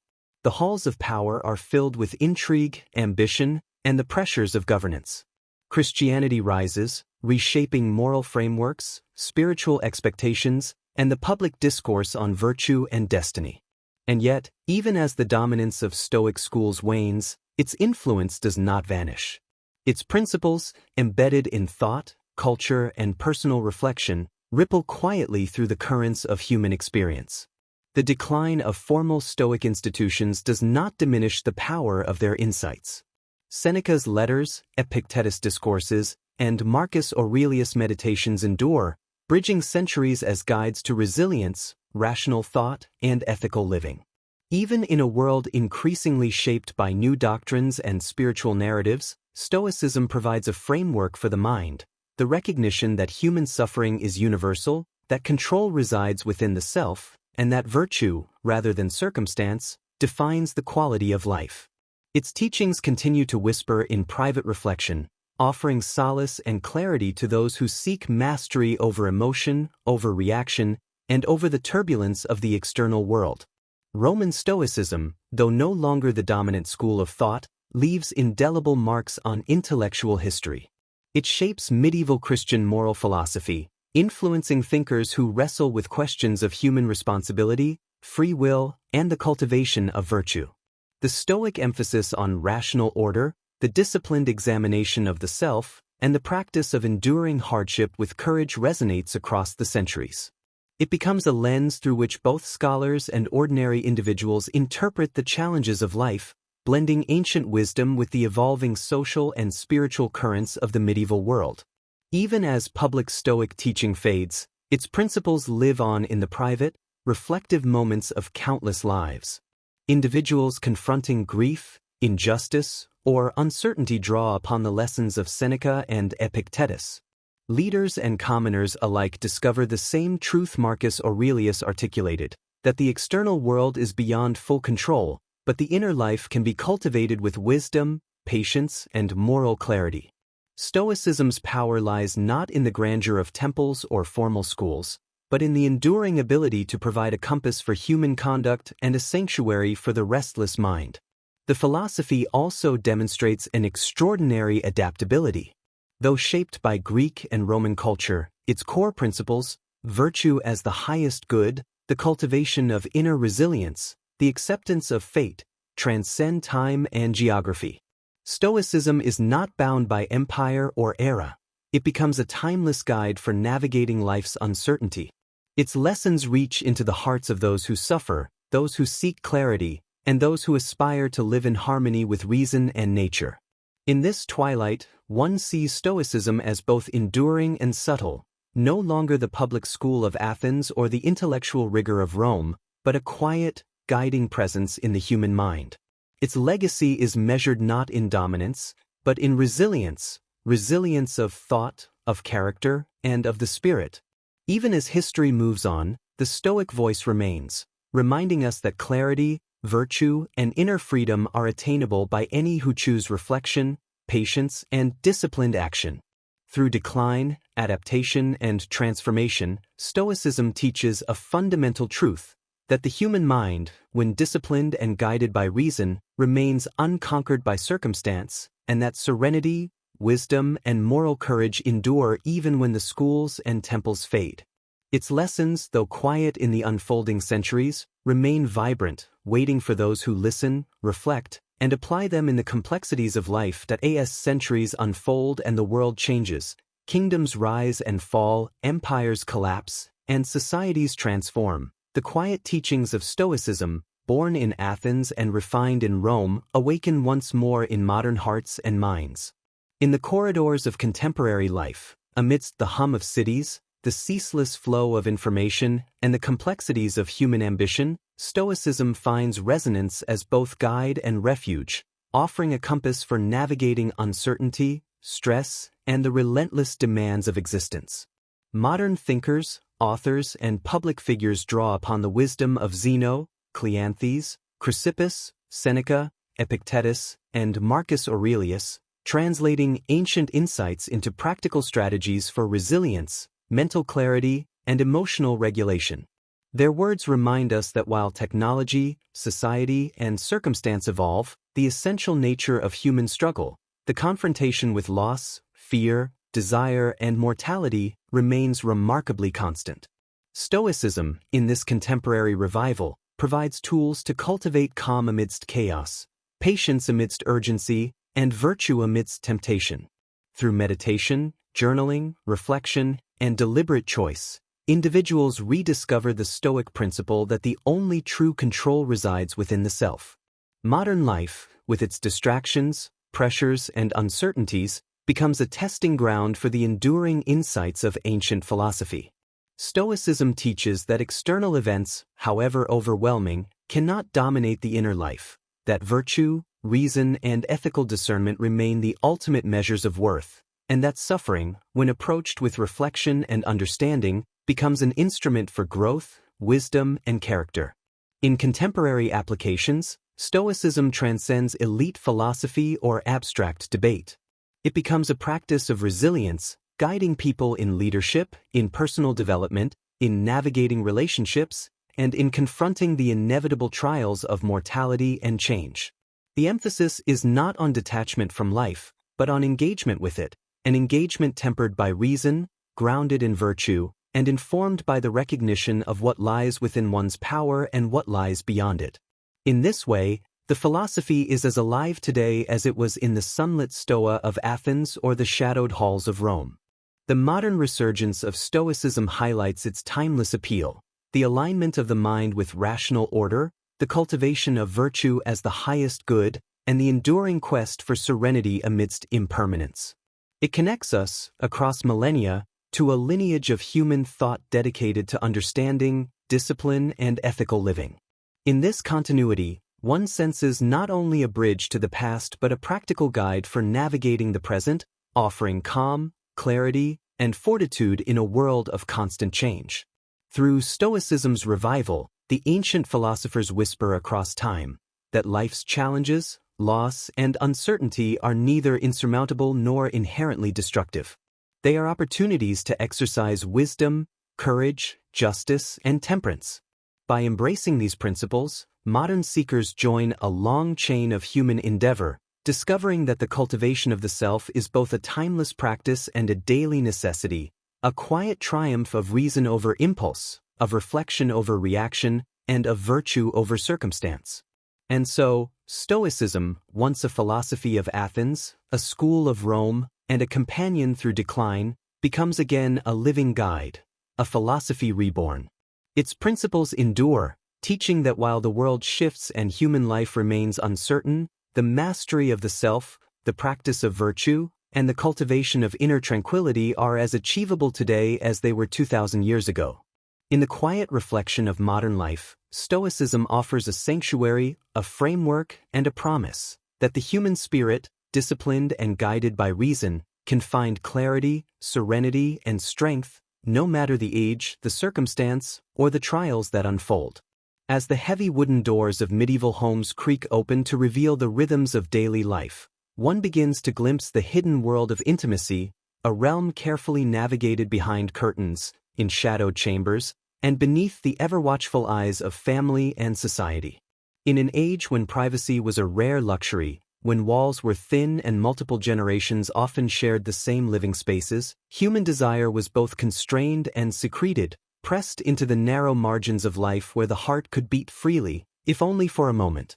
The very architecture of life dictated the dance of intimacy, communal sleeping arrangements, long nights in shared halls, and the constant presence of parents, servants, and neighbors meant that any act of private affection required patience, timing, and subtlety. Lovers learned to read the rhythms of the household, to wait for the quiet hours when doors were closed, footsteps faded, and the candlelight flickered low. Each whispered word, each secret touch, carried weight, and each small gesture of closeness became a treasure of fleeting intimacy, a delicate rebellion against the rigid demands of social order. Overlaying this scarcity of privacy were the rigid teachings of the Church, a force that permeated every corner of medieval life. Sexual activity was to be regulated, observed, and justified, ideally devoted to the purpose of procreation. Pleasure, curiosity, or desire divorced from the duty of reproduction was cast in the shadow of sin. The moral compass of the age was guided not by personal longing but by doctrine. Confess, repent, and conform. Yet human beings, as always, found ways to navigate between the lines, to cultivate moments of connection, of tenderness, of forbidden laughter, or a stolen caress. Intimacy, then, existed in paradox, a natural, deeply human impulse constrained by social surveillance, moral instruction, and the practical realities of everyday life. Every encounter carried risk and reward, secrecy and exhilaration, and within these hidden moments, one finds the quiet pulse of life itself, alive, tender, and profoundly human.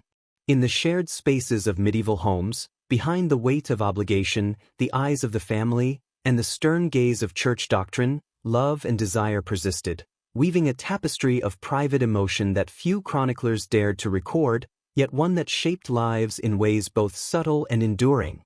Here, in the shadows of hallways and the flickering candlelight of modest chambers, the medieval heart reveals itself, capable of longing, capable of secret joy, and capable of bending the rigid forms of society to accommodate the enduring needs of human connection.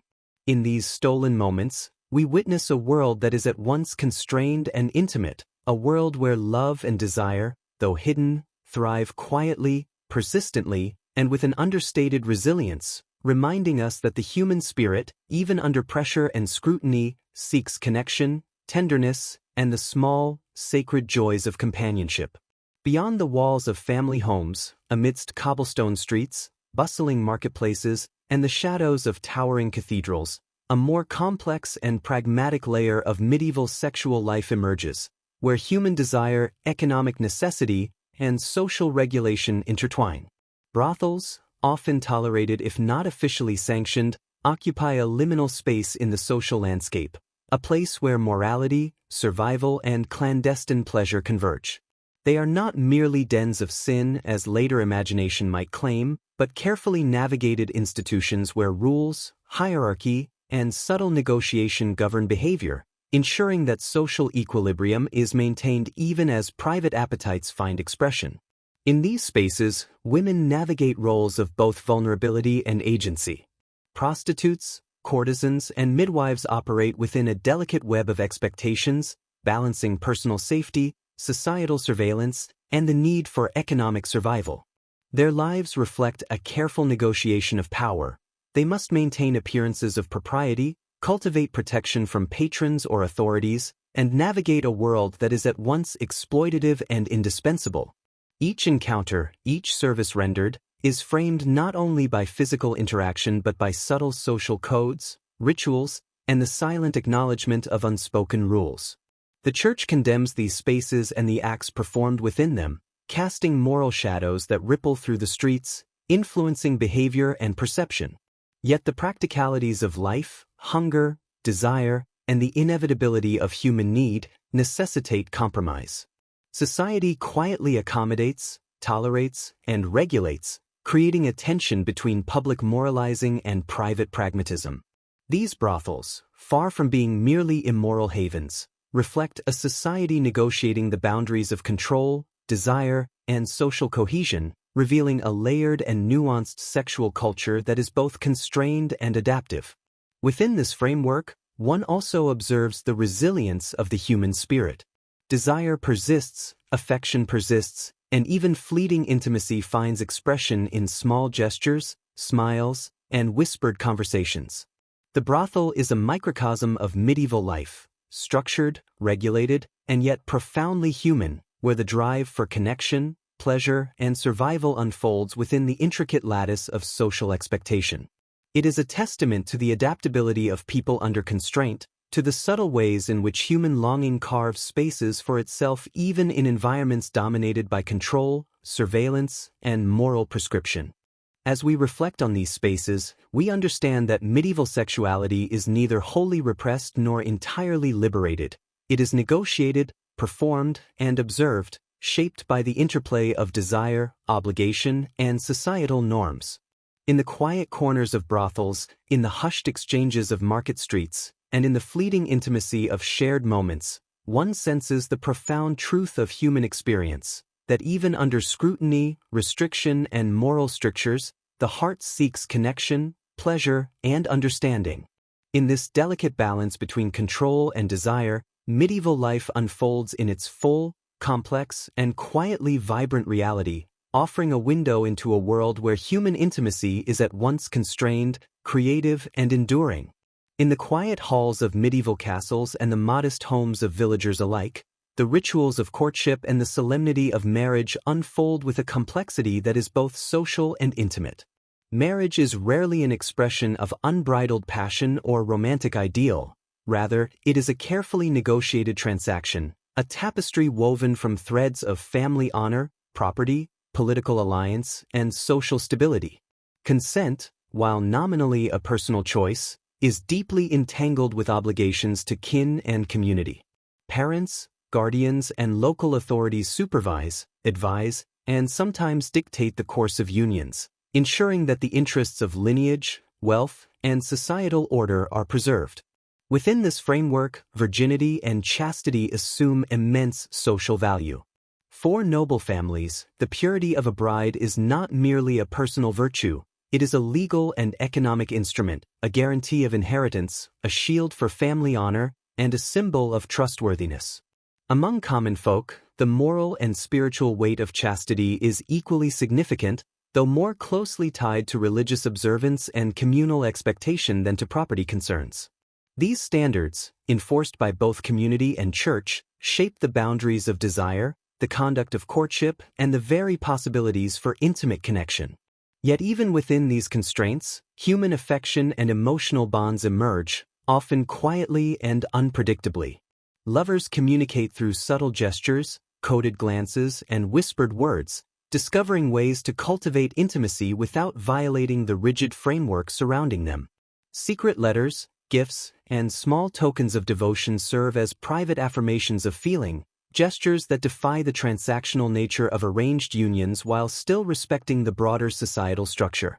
Love, though constrained, finds a way to breathe, to inhabit the narrow spaces permitted, and to assert its presence in moments of quiet tenderness. The act of marriage itself, solemnized through ritual, vows, and communal recognition, embodies both practical necessity and spiritual significance.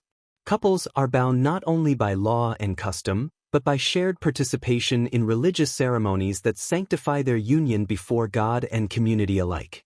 In these ceremonies, one observes the convergence of worldly and spiritual concerns, the careful negotiation of property and inheritance, alongside prayers for fertility, harmony, and mutual fidelity.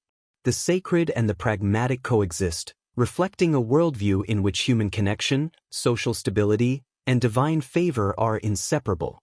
Through this lens, medieval intimacy emerges as a nuanced landscape, a world where desire is tempered by obligation, affection is mediated by social expectation, and love manifests quietly amid constraint. The paradoxes of privacy, societal oversight, and spiritual guidance shape every act of connection, yet they also cultivate creativity, subtlety, and resilience in human relationships. Within the shadow of these social structures, the heart quietly asserts itself, navigating the spaces between duty and longing, law and affection, secrecy and expression. In this delicate interplay, we glimpse a civilization grappling with the eternal tension between structure and desire, revealing the profound ways in which love, intimacy, and human connection persist even under the weight of centuries-old expectations. As the echoes of medieval life fade, and the rhythms of intimate human experience give way to reflection, our journey carries us across centuries to the sunlit colonnades of Athens, where philosophy emerges not merely as thought, but as a way of life. Here, in the shadow of marble temples and bustling agoras, Zeno of Citium, a man shaped by personal loss, grief, and longing for understanding, lays the foundations of Stoicism, a philosophy that seeks to reconcile the human spirit with the natural order of the universe. Zeno's vision is simple yet profound, that the path to tranquility lies not in external possessions, not in fleeting pleasures, nor in the whims of fortune, but in the cultivation of virtue, reason, and inner mastery. He teaches that life's turbulence is inevitable, but that suffering is amplified when the mind resists what cannot be changed. By aligning oneself with nature's rational order, the logos, one may achieve equanimity, the serene acceptance of fate, and a life guided by wisdom rather than impulse. The early Stoics, Cleanthes and Chrysippus, expand upon Zeno's foundation, systematizing logic, ethics, and cosmology into a rigorous framework. Cleanthes emphasizes the harmonization of emotion, teaching that anger, fear, and excessive desire must be tempered through reason. Chrysippus refines the doctrines, integrating argument, observation, and practical guidance for daily life, demonstrating that Stoicism is not a lofty ideal, but a philosophy to be lived, practiced, and embodied. Their work transforms Stoicism from a set of abstract ideas into a comprehensive guide for navigating the vicissitudes of human existence. Yet the influence of Stoicism extends beyond Athens. It migrates westward, to the heart of the Roman world, where the philosophy encounters the practical realities of empire, power, and civic responsibility. The Roman Stoics, Seneca, Epictetus, and Marcus Aurelius, translate these Greek principles into lived practice, demonstrating that philosophy is not only a tool for personal serenity, but a framework for navigating social, political, and ethical challenges. They teach that true freedom is internal, that virtue is sufficient for happiness, and that the external world, though often chaotic, cannot disturb the mind that has been trained in reason and resilience. Through Stoicism, we witness a lineage of thought that bridges centuries, cultures, and experiences. It is a philosophy born from grief and adversity, refined through intellectual rigor, and made practical in the lives of those who seek mastery over the self. The teachings of Zeno and his successors illuminate a timeless truth, that the human spirit, even amid turbulence, can cultivate clarity, strength, and serenity. As we listen, we are invited not merely to learn about Stoicism, but to inhabit its principles, to trace its path from the sun-drenched Stoa of Athens to the imperial courts of Rome, and to recognize in its wisdom a guide for navigating the eternal complexities of life, desire, and the pursuit of virtue. As the sun rises and sets over the sprawling Roman Empire, Stoicism moves from the quiet halls of the Athenian Stoa into the corridors of power, the chambers of kings, and the very heart of human ambition. Here, the philosophy is no longer an abstract exercise in thought, but a living, breathing guide to navigating the turbulence of life, the vicissitudes of fortune, and the relentless pressures of society.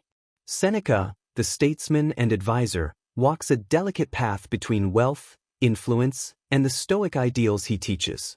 His letters, composed in the quiet moments of reflection amid political intrigue, reveal a mind striving for moral clarity, a soul seeking freedom from desire, and a life attempting to reconcile principle with circumstance. He shows that Stoicism is not merely the avoidance of excess, but the active cultivation of virtue, patience, and ethical resilience in the midst of power, temptation, and human frailty. Epictetus, once a slave, illuminates the liberating power of inner mastery. Bound by chains, yet free in thought, he teaches that true freedom is not the absence of constraint, but the mastery over one's reactions, desires, and fears. To live according to nature is to align one's will with the world's rational order, to understand that events themselves are neither good nor evil, but that our judgments, our attachments, and our fears shape our suffering. Through his teachings, the mind becomes a sanctuary, a place untouched by circumstance, fortified by reason, and serene amid chaos. Marcus Aurelius, emperor and philosopher, embodies Stoicism in the crucible of leadership. In his Meditations, he reflects upon mortality, duty, and the fleeting nature of fortune, writing to himself as if to a trusted companion.